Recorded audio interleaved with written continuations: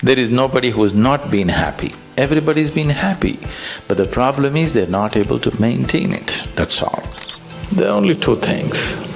How joyful are you and how much joy do you give to people around you? Just do this for 2 days and see, you will become something truly fantastic within yourself.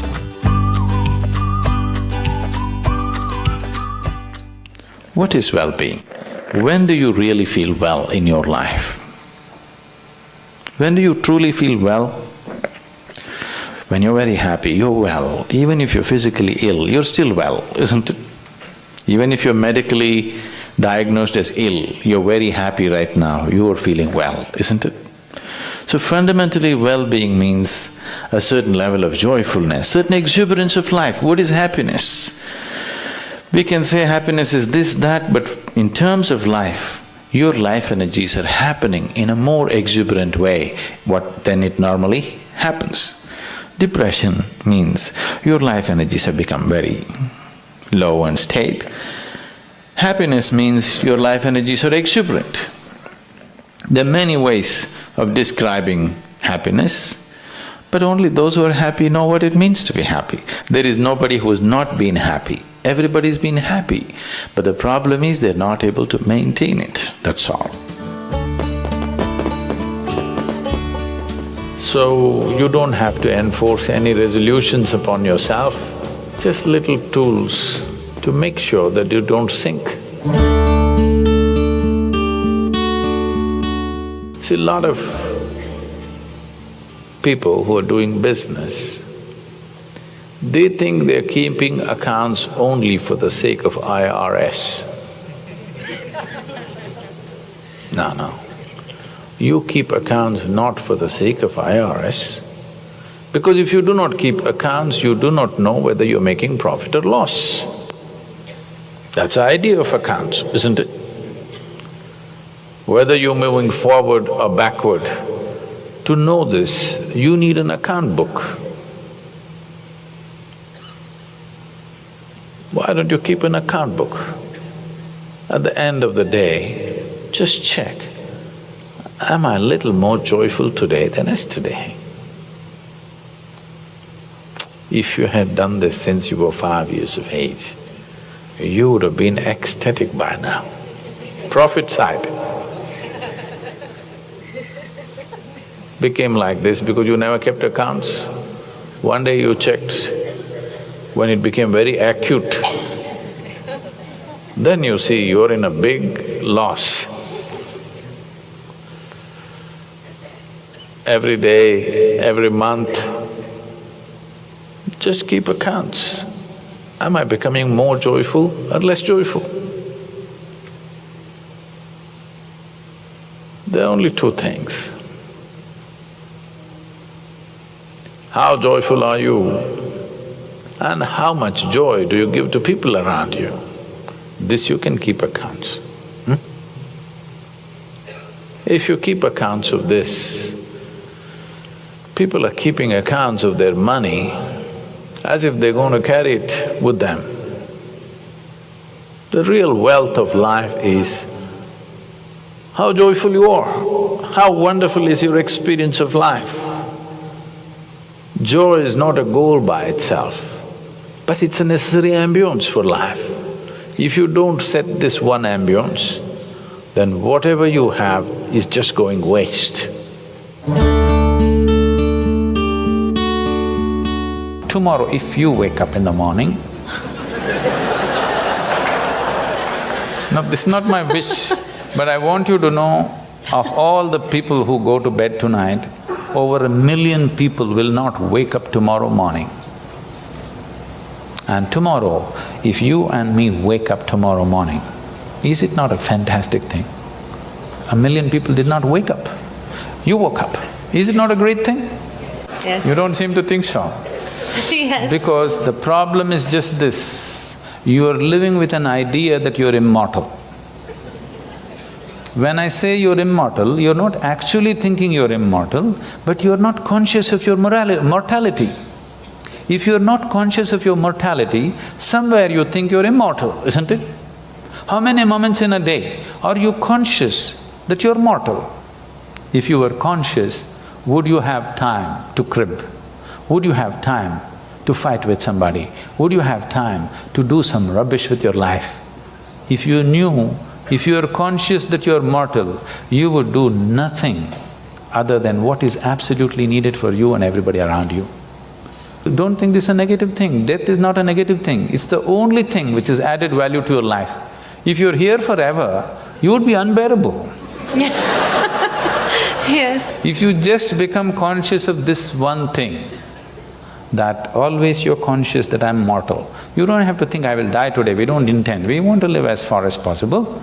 Just you know, one day I will die. Every day, every moment if you remind yourself, this is a brief life, I'm mortal, one day I will end. Just do this for 2 days and see, you will become something truly fantastic within yourself, just this is all.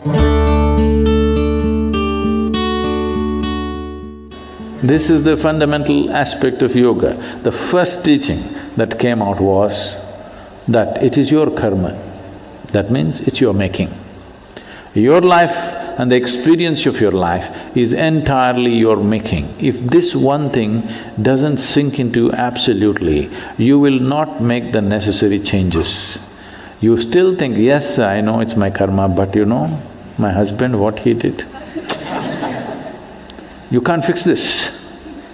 First you understand, this is my making, entirely my making.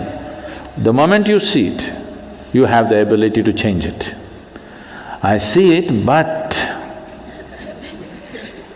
you know what they did to me yesterday? Now you can't change it. It doesn't matter who did what. What is happening within you, your experience of your life is entirely your making. This is your karma. Karma means not something that drops upon you from somewhere. Karma means your action, it's your making, it's your doing. Before you go to bed, everything that's not you, keep it aside. They may be precious to you. You think about it, your house, is it you? Oh, my house. All right, you have lots of passion about it, but all right, keep it aside. Your husband, is it you? No, that's easy, he's not me.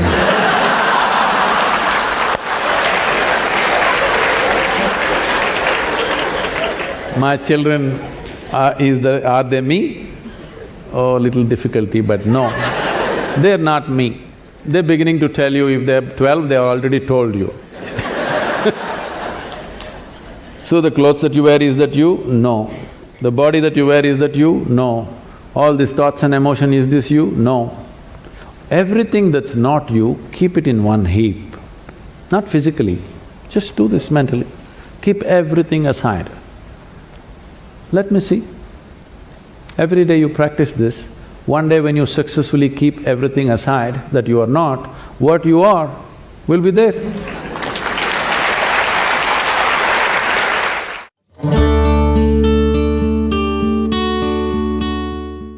What you're referring to as love is basically the sweetness of your emotion. You sit here, you could feel love about somebody who is not even here. So it's got nothing to do with anybody. It is just the sweetness of your emotion. Now is your love affair, your ability to love, is it on self-start or is it on push-start? You can use another person to stimulate that within you, or you can be on self-start mechanism.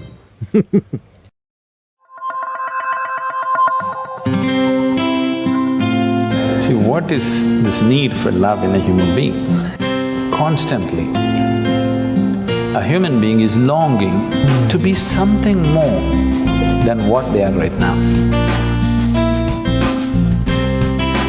The thing is, you want to include something which is not a part of you as yourself, that is the whole effort. If it happens emotionally, on the emotional level, if you try this, we call this a love affair.